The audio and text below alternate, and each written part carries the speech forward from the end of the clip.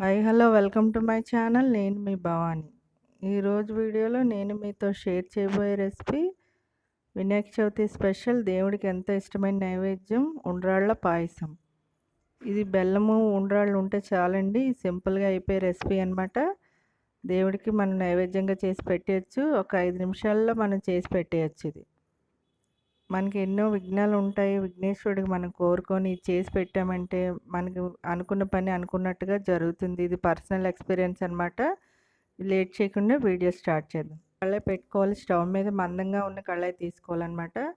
నేను 1 కప్పు బియ్యం పిండికి 2 కప్పులు వాటర్ వేసాను. కొద్దిగా సాల్ట్ కూడా వేసాను అనమాట. సాల్ట్ వేసిన తర్వాత వాటర్ వేడెక్కిన తర్వాత ఈ పిండి అనేది వేసేసుకోవాలి. ఈ తడి బియ్యం పిండి అయినా పర్వాలేదు, పొడిదైనా పర్వాలేదండి. ఇప్పుడు ఉండలు కట్టకుండా కలుపుతూనే ఉండాలి. మనం పాల తాలికలకి ఎలా చేస్తామో అదే విధంగా ఇది ప్రిపేర్ చేసుకోవాలన్నమాట ఉండ్రాళ్ళకి. ఇప్పుడు ఇది మొత్తం అంతా కలిసేలా కలుపుకొని బాగా ముద్దలాగా అవుతుంది. వెంటనే ముద్ద అయిపోతుంది. ఉండలు లేకుండా కలుపుకోవాలి. ఇది ఉండలు లేకుండా కలిపిన తర్వాత పూర్తిగా చల్లారిన తర్వాత అప్పుడు ఉండ్రాళ్ళు అనేవి చేసుకోవాలన్నమాట. ఇది కొద్దిగా కుక్ అవనివ్వాలి, లేదంటే పచ్చివాసన అనేది వస్తుంది. ఇది తెలిసిన వాళ్ళకి కాదండి, తెలియని వాళ్ళకి చెప్తున్నాను అనమాట. ఇది అందరూ చేసుకునే ఐటమ్ కాబట్టి అందరికీ తెలుస్తుంది. ఇప్పుడు పూర్తిగా చల్లారిన తర్వాత ఇలా ఉండలు చేసి పెట్టుకోవాలి. ఇలా చిన్న చిన్న ఉండ్రాళ్ళు చేసుకోవాలన్నమాట. ఇవన్నీ చేసేసి ఒక పక్కన పెట్టుకోవాలి. అన్నీ ఒకే సైజులో చేసుకోవాలి. చిన్నవి చేస్తే మనకి బాగుంటాయి, బాగా ఉడుకుతాయి అన్నమాట, లోపల వరకు కుక్ అవుతాయి. అన్నీ చేసి ఇలాగే ఉంచాలి. ఇప్పుడు పొయ్యి మీద స్టీల్ గిన్నె పెట్టుకొని, ఇది కొద్దిగా మందంగా ఉన్న గిన్నె పెట్టుకోవాలండి. ఇప్పుడు 1 కప్పు బెల్లం వేసుకోవాలి. ఇది 250 గ్రాముల బెల్లం అనమాట. నేను తీసుకున్న క్వాంటిటీకి కరెక్ట్గా సరిపోతుంది. 1 కప్పు బెల్లం వేసి కప్పు వాటర్ అనేది వేసుకోవాలి. ఏదే కప్పుతో అయితే బెల్లం వేసామో అదే కప్పుతో వాటర్ వేసుకొని కొద్దిగా వేసాను నేను. పల్చగా అయినప్పుడు ఎలాగ మనం అడ్జస్ట్ చేసుకోవచ్చో చెప్పడానికని కొద్దిగా వాటర్ వేసాను అనమాట. కప్పు బెల్లానికి కప్పు వాటర్ అయితే సరిపోతుంది. ఇప్పుడు బెల్లం అనేది పూర్తిగా కరిగిపోవాలి. పాకం అనేది అవసరం లేదండి, పూర్తిగా కరిగితే చాలు. కరిగిపోయిన తర్వాత ముందుగా రెడీ చేసి పెట్టుకున్న ఉండ్రాళ్ళు అనేవి ఇందులో వేసుకోవాలి. లో ఫ్లేమ్లోనే ఇదంతా ఉడకాలన్నమాట. హై ఫ్లేమ్లో పెడితే మొత్తం పేస్ట్ అయిపోయి మొత్తం ముద్దలాగా అయిపోతుంది. అందువల్ల లో ఫ్లేమ్లో పెట్టి ఉడికించుకోవాలి. ఇవి బాగా ఉడుకుతాయి పాకంలో పట్టి అనమాట, అందువల్ల ఉడికించుకోవాలి. ఇప్పుడు కొద్దిగా పచ్చి కొబ్బరి కూడా వేసుకుందాం. 1 కప్పు పచ్చి కొబ్బరి ఎక్కువగా ఉంటే తినేటప్పుడు చాలా బాగుంటుంది అనమాట.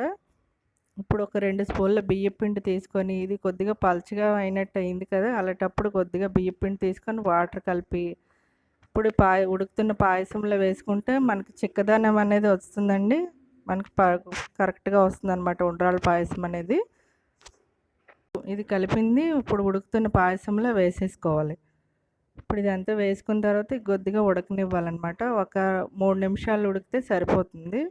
ఈ థిక్నెస్ అనేది వచ్చేస్తుంది. కొద్దిగా పల్చగా ఉంది కాబట్టి ఉండ్రాళ్ళు కూడా ఉడికిపోయి చిన్నవిగా చేయడం వల్ల మీకు నచ్చితే పెద్ద ఉండ్రాళ్ళు కూడా మీరు చేసుకొని వేసుకోవచ్చు. ఇది పూర్తిగా ఉడికిపోయిందండి. ఒక 2 మినిట్స్ ఉంచితే సరిపోతుంది. కొద్దిగా జీడిపప్పు కిస్మిస్ కూడా నేతిలో వేయించి ఇందులో వేసుకోవాలి.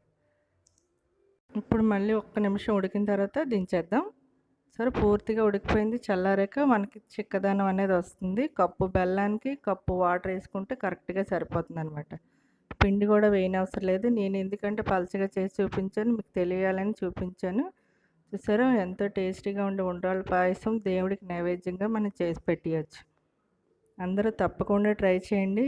నేను చెప్పిన కొలతలతో చేస్తే కరెక్ట్గా వస్తుందన్నమాట. ఈ వీడియో మీకు నచ్చితే లైక్ చేయండి, మీ ఫ్రెండ్స్కి రిలేటివ్స్కి షేర్ చేయండి. మరిన్ని వీడియోస్ కోసం మా ఛానల్ సబ్స్క్రైబ్ చేయండి. పక్కనే ఉన్న బెల్ ప్రెస్ చేయడం మర్చిపోకండి. Thank you for watching.